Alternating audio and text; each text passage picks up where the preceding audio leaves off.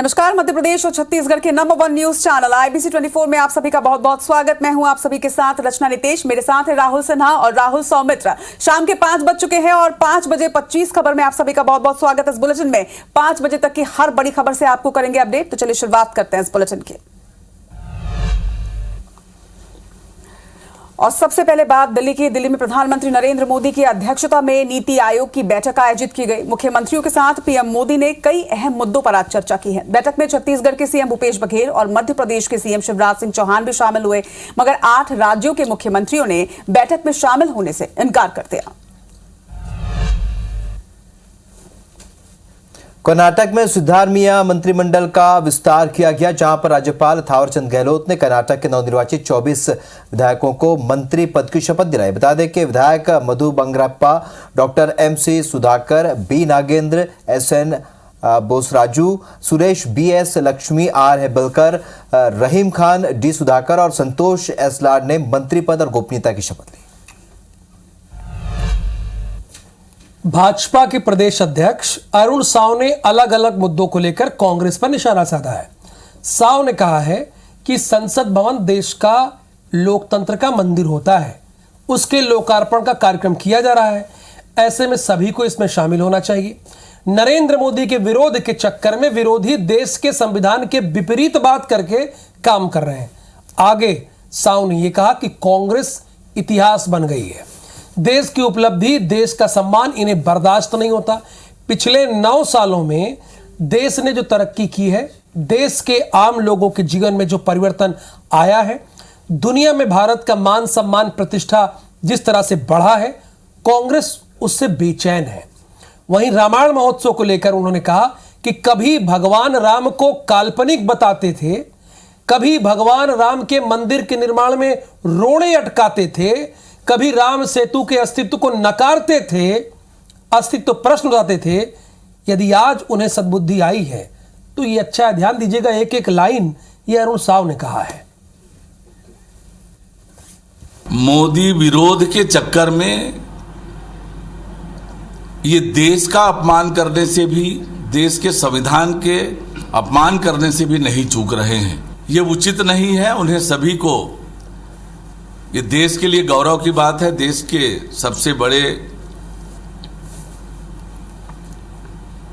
लोकतंत्र का मंदिर है संसद हमारा, उसके लोकार्पण के कार्यक्रम में आना चाहिए। केंद्र में मोदी सरकार के 9 साल पूरे होने पर कांग्रेस ने आज देश की सभी राजधानियों में प्रेस कॉन्फ्रेंस कर 9 साल के 9 सवाल किए हैं। रायपुर के राजीव भवन में राज्यसभा के उप नेता प्रतिपक्ष प्रमोद तिवारी और प्रदेश कांग्रेस अध्यक्ष मोहन मरकाम ने प्रेस कॉन्फ्रेंस किया। इस दौरान प्रमोद तिवारी का कहना था कि मोदी के 9 साल जनता से विश्वासघात और झूठे वादे के हैं। उन्होंने ये भी कहा कि मोदी अपने 9 साल का जवाब नहीं दे पाएंगे, मगर 2024 के चुनाव में जनता पूछेगी कि कहां है हमारा 15 लाख रुपया, कहां है 18 करोड़ रोजगार, कहां है 30 रुपए प्रति लीटर वाला पेट्रोल और कहां है हमारा 300 रुपए वाला गैस सिलेंडर। इस स्थिति में भाजपा 100 सीटों पर ही सिमट जाएगी।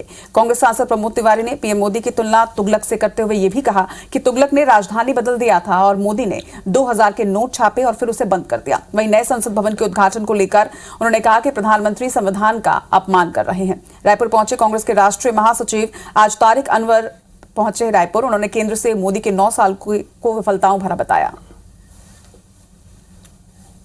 तो भाजपा सरकार को मैं कहूंगा, 9 साल विश्वासघात की सरकार, 9 साल झूठे वायदों की सरकार, 9 साल नए जुमलों की सरकार। ये 5 साल एक आत्ममुक्त राजा की तुगलकी फैसलों की कहानी है। तो चलिए आगे बढ़ते हैं। आदिवासी समाज के नाम पर राजनीति नहीं होनी चाहिए वाले सीएम भूपेश के बयान पर आदिवासी नेता अरविंद नेताम ने प्रतिक्रिया दे दी है। अरविंद नेताम ने कहा है कि अविभाजित मध्य प्रदेश के समय भी आदिवासी नेताओं के साथ भेदभाव होता था और छत्तीसगढ़ बनने के बाद भी वही प्रक्रिया जारी है। साथ ही कहा कि मुख्यमंत्री बनने के बाद भूपेश बघेल ने 8 महीने तक अपॉइंटमेंट नहीं दिया था, जिसकी शिकायत उन्होंने पार्टी आला कमान से की थी। आपको यह भी बता दें कि जगदलपुर दौरे के दौरान आदिवासी समाज के चुनाव लड़ने के ऐलान को लेकर पूछे गए प्रश्न पर सीएम भूपेश बघेल ने जवाब दिया और कहा कि आदिवासी समाज के नाम पर राजनीति नहीं होनी चाहिए।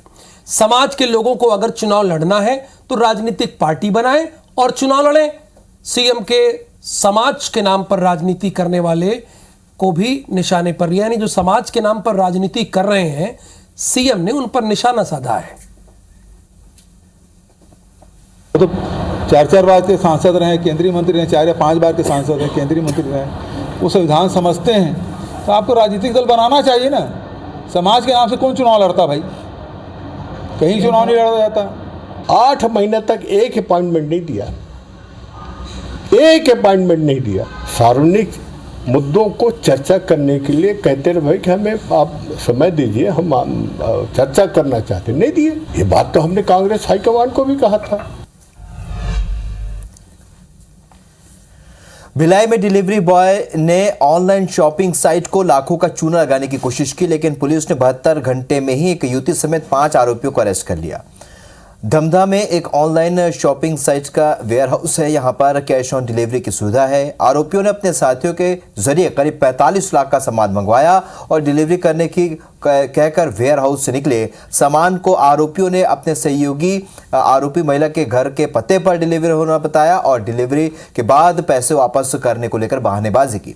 जब वेयर हाउस के कर्मचारियों को शक हुआ तो पुलिस को शिकायत की गई, जिसके बाद पुलिस ने तत्काल कार्रवाई करते हुए दीपक साहू, मनीष दास, मोनिका मौर्य, विकास साहू और अंकित बरगनिया को अरेस्ट कर लिया गया, जबकि 3 आरोपी भी फरार हैं। फिलहाल पुलिस करीब 41 लाख का सामान जब्त कर चुकी है और बाकी आरोपियों की गिरफ्तारी की कोशिश में जुटी है। सुपरवाइजर ने सबको कॉल करना शुरू किया तो वो कॉल मेरे पास भी आया और जब पता चला कि वो ऐसे बंदे का फोन स्विच ऑफ है और 46 लाख रुपए उसके पास है, हम एक्टिव हुए। हमने सबसे पहले उसके घर भेजा तो पता चला कि वो यहाँ से आया ही नहीं है, फरार है।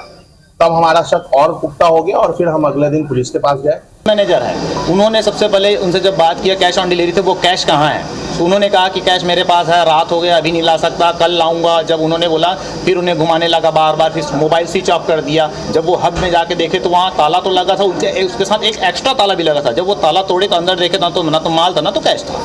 उससे क्लियर हो गया कि ये लेकर के फरार हुए। खबर जशपुर की, जहां जिले के बगीचा में बॉक्साइट खनन के लिए पट्टा जारी करने की प्रक्रिया शुरू कर दी गई है, जिसका विरोध भी अब किया जा रहा है। कमारेमा, सरधापाट, छिछली सहित दर्जन भर गांव में ग्रामीणों ने बैठकें शुरू कर दी है। बता दें कि जनजातीय सुरक्षा मंच के राष्ट्रीय संयोजक और पूर्व मंत्री गणेश राम भगत ने 31 मई को विशाल रैली निकालकर विरोध प्रदर्शन करने की बात कही है। वहीं गणेश राम भगत का कहना है कि जशपुर जिले में दूर दूर तक हरियाली है, प्रकृति को नष्ट होने नहीं दिया जाएगा। उन्होंने कड़ी चेतावनी भी दी और कहा है कि जशपुर जिले की खूबसूरती और हरियाली को बचाने के लिए यदि जान भी देनी पड़ती है तो तैयार है। राज्य सरकार के द्वारा लगातार बॉक्साइट उत्खनन का प्रयास किया जा रहा है और जिसके कारण लोगों में एक प्रकार का भय बना हुआ है कि जशपुर का पर्यटन, जशपुर का सौंदर्य कहीं इस बॉक्साइट खनन के नाम पर बलि न चढ़ जाए। जशपुर को पर्यटन केंद्र घोषित करने की मांग की जाएगी। मैं स्वयं उस क्षेत्र में गया था, बगीचा में गया था। हम भी बोल रहे हैं कि बॉक्साइट किसी भी कीमत पर खुलेगा नहीं, चाहे इसके लिए जान देना पड़ेगा तो हम इसके लिए जान देने के लिए तैयार हैं। दिल्ली में 29 मई को एमपी कांग्रेस के दिग्गज नेताओं की बड़ी बैठक होगी और इससे पहले यह बैठक 26 मई को होने वाली थी, जिसे बाद में स्थगित कर दिया गया। विधानसभा चुनाव को लेकर हो रही इस बैठक में पार्टी के अध्यक्ष मल्लिकार्जुन खड़गे, राहुल गांधी, कमलनाथ, दिग्विजय सिंह समेत कई बड़े नेता शामिल होंगे। बैठक में विधानसभा चुनाव को लेकर सरकार को घेरने और मुद्दों पर रणनीति तैयार की जाएगी। तो चलिए अब आपको जबलपुर लेकर चलते हैं। बीती रात एनआईए और एटीएस की संयुक्त टीम ने 8 जगहों पर छापेमार कार्रवाई की। टेरर फंडिंग के आरोप में यह कार्रवाई की गई। रात भर चली कार्रवाई के बाद 5 लोगों को कस्टडी में लिया गया, जिन्हें अज्ञात स्थान पर ले जाया गया। जिन लोगों की गिरफ्तारी हुई उसमें वकील ए उस्मानी, मकसूद कबाड़ी, सैयद मामूर और उनके परिवार के लोग शामिल हैं।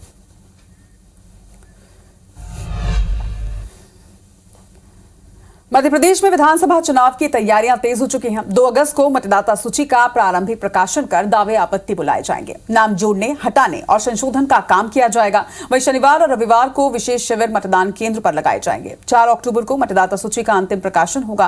वहीं भारत निर्वाचन आयोग के निर्देश पर प्रदेश में द्वितीय विशेष संक्षिप्त पुनरीक्षण 2023 की प्रारंभिक गतिविधियां 25 मई से शुरू हो चुकी हैं। प्रदेश में द्वितीय विशेष संक्षिप्त पुनरीक्षण की गतिविधि 4 अक्टूबर तक जारी रहेगी और इस दौरान नए मतदाताओं के नाम जोड़ने, मतदाताओं के नाम हटाने, वोटर आईडी कार्ड में संशोधन के लिए शनिवार और रविवार को विशेष शिविर भी लगवाए जाएंगे। वहीं 52 जिलों के कलेक्टर और जिला निर्वाचन अधिकारियों को मतदान केंद्रों का भौतिक सत्यापन करने के लिए अधिकृत किया गया है। 2 अगस्त से 31 अगस्त तक मतदाता सूची में नए नाम जोड़े जाएंगे। वोटर लिस्ट में संशोधन, मृत मतदाता और दोहरी प्रविष्टि वाले मतदाताओं के नाम को हटाने के लिए आवेदन किया जा सकेगा। इसके साथ ही जो नागरिक 1 अक्टूबर 2023 की तारीख पर 18 साल की उम्र को पूरी कर रहे हैं, उनका नाम मतदाता सूची में जोड़ने के लिए अग्रिम रूप से आवेदन किए जा सकेंगे। 4 अक्टूबर को मतदाता सूची का अंतिम प्रकाशन होगा। 1 अक्टूबर 2023 की स्थिति में जो 18 साल के होने वाले हैं, वो सभी लोग अपना आवेदन दे सकते हैं नाम जुड़वाने के लिए। तमाम सारी कार्रवाइयाँ होंगी और 4 अक्टूबर 2023 को फाइनल मतदाता सूची का प्रकाशन फिर किया जाएगा। और इस बीच एक बड़ी खबर है जो कि सारंगगढ़ से है। ठगी के 6 आरोपी गिरफ्तार हुए हैं। ठगी के आरोप में कार्यकर्ता भी गिरफ्तार हुआ है। आरोपियों में युवा कांग्रेस का दीपक पटेल भी शामिल है। बड़ी खबर है इस बीच आपकी टेलीविजन स्क्रीन पर। ठगी के आरोप में युवा कांग्रेस कार्यकर्ता भी गिरफ्तार हुआ है। आरोपियों में दीपक पटेल भी शामिल है। ये सारंगगढ़ बिलाईगढ़ की तस्वीर है। आरोपियों से 14 मोटरसाइकिल जब्त की गई हैं। हो सकता है कि इनमें से एक आध मोटरसाइकिल आपकी भी हो जो पिछले दिनों चोरी हुई हो। 35 महिलाओं से आरोपियों ने ठगी की है। फाइनेंस कराने के नाम पर यह ठगी करता था। जो तस्वीरों में दिख रहा है, कार पे हाथ रखे हुए खड़ा है ये शख्स। इसे गिरफ्तार कर लिया गया है। अब ये अपने सही ठिकाने पर यानी जेल जाएगा।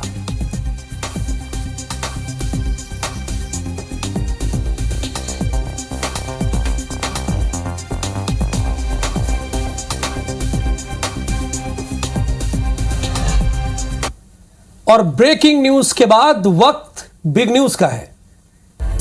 मधुकुंज अगरबत्ती प्रेजेंट्स बिग न्यूज। अगरबत्ती हो तो मधुकुंज।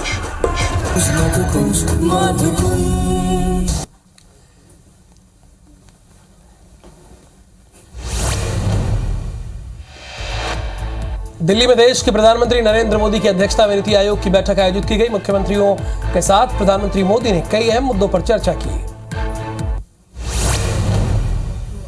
कर्नाटक में सिद्धारमैया मंत्रिमंडल का विस्तार किया गया, जहां राज्यपाल थावरचंद गहलोत ने कर्नाटक के नवनिर्वाचित 24 विधायकों को मंत्री पद की शपथ दिलाई। बता दें कि विधायक मधु बंगरप्पा और डॉक्टर MC सुधाकर और B Nagendra, NS Bose, Raju Suresh, BS, एक लंबी लिस्ट है। यानी 24 लोगों को मंत्री बनाया गया है। कुल मिलाकर खबर ये है। झारखंड के रांची में प्रदेश बीजेपी ने राज्य में बिजली और पानी आपूर्ति संकट के खिलाफ विरोध प्रदर्शन किया।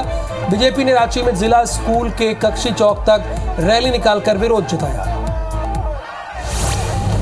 रेलवे ने इंदौर को एक और सौगात दी। जनता की मांगों पर संज्ञान लेते हुए उज्जैन देहरादून ट्रेन को हफ्ते में 2 दिन चलाने का निर्णय लिया है। नौतपा का आज तीसरा दिन है, लेकिन देश के कई इलाकों में बारिश और तेज हवाएं चल रही हैं। दिल्ली NCR में तेज बारिश हुई। 70 किलोमीटर प्रति घंटे की रफ्तार से हवाएं चली और सड़कों पर पानी भर गया। वहीं मौसम विभाग ने दिल्ली में अगले 2-3 दिन बारिश की संभावना जताई। सोचिए, ये नौतपा में हो रहा है। तो टॉप 5 की 25 खबरों में फिलहाल इतना ही, लेकिन देश और दुनिया की कई ऐसे टॉपिक है जिस पर आज आप डिबेट भी देखेंगे। इसके अलावा तमाम अपडेट हम सभी मिलकर आप तक पहुंचाते रहेंगे। फिलहाल हमें दीजिए इजाजत। नमस्कार।